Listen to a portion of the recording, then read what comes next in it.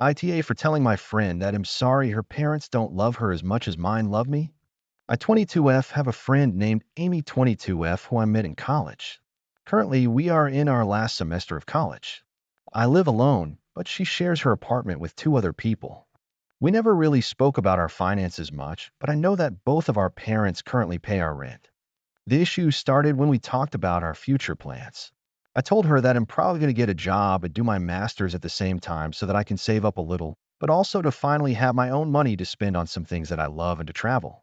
She laughed at me and asked me what kind of salary I expect while working part-time to be able to afford all that. I shrugged and said I didn't have any expenses that I'd need to cover really, just food and that's it.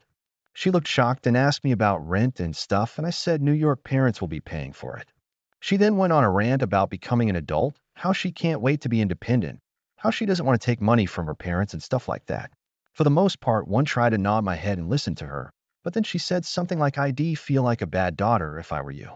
And that really made me feel embarrassed. My parents want to pay for my apartment. They can easily afford it, and I'm not the type of person to be ungrateful for it. I spent a lot of time with them. I know they don't lack money for anything. They travel, own their house, have a good retirement plan. They don't mind paying for me, and I don't mind taking it. We have a good relationship. I know this won't be forever, and I don't expect it to be. Just a few years until I finish my degree and get a higher paying job. I got annoyed and told her to drop it. We could talk about something else, but she continued talking about how her parents want her to be a real adult, how I'll never want to be ambitious unless I struggle, and just more and more nonsense. Not sure how important it is, but between the two of us, my grades are significantly better, and I'm a few exams ahead of her in terms of passing this semester. I just cut her off and said, well, I don't know, maybe my parents love me more than yours love you, so they want to pay. I'm sorry for that. Can we now talk about something else? We didn't talk since, and I do feel bad because I know that love has nothing to do with money, and looking back, it's such a rude thing to say. But I just said it to shut her up because she was insulting me and calling me spoiled for no reason. I wasn't even the one to start this conversation, nor did I probe into her finances. She was the one who kept it going. Ever since that day, I feel a pit in New York's stomach, and I really didn't want to insult her. Avoid it just adding some stuff because I feel like it may be relevant. I feel like Amy's intention wasn't genuine because she currently accepts her parents paying rent, food, utilities, everything. So do I. The conversation was about after college. I mentioned my academic success because she said I will never be ambitious when I try really hard. We also don't live in the USA, and parent support isn't so uncommon. And lastly, while this may not convince people, I really do appreciate my parents and everything they do for me. I don't plan to leech on them, and this is something they know, and that's what matters to me. 1962, Michael says, ESH. You are definitely an AH for saying such a thing. Money does not equal love. Ever. That said, she was an AH for not dropping the subject earlier and trying to make you feel like you were taking advantage of your parents. Both of you have loving parents.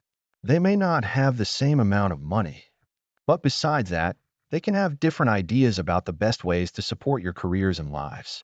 In this case, since you do have better grades, you are perhaps a better candidate for a master's program, which in the long run will make continuing to support you a good investment. She may want to continue her education, but her parents have decided they will not support her past her bachelor's. That doesn't mean they don't love her as much. They may have limited funds. Note she has roommates to reduce expenses, or they may rightly believe she's not a good candidate for an advanced degree.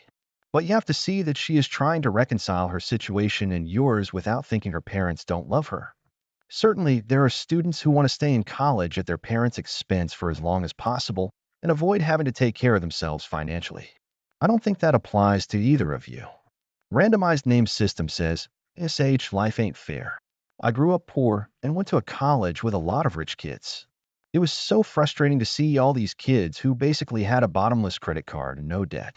I was jealous. Of course, anyone who says they aren't is lying. But it's an mode to gripe and complain. It's not the rich kids' fault their parents are rich. But fast forward, now I'm financially set, and I stress out a lot about my overprivileged rich kids. Every now other kids will make comments to them about our house or whatever, and I try to teach them humility. I also make it clear that none of this is because of them. They're passengers on a luxury train out of pure dumb luck. They all do well in school and sports partly because of genetics, but also because of opportunities. This is a lesson you should learn. All you had to say was, "Hey, I understand, I'm lucky." If the person persists, be firm, but not in a seriously, this makes me uncomfortable. I really don't want to focus on that. Then if they continue, we have different story. But let's be clear, the money someone's parents give them has nothing to do with how much they love them.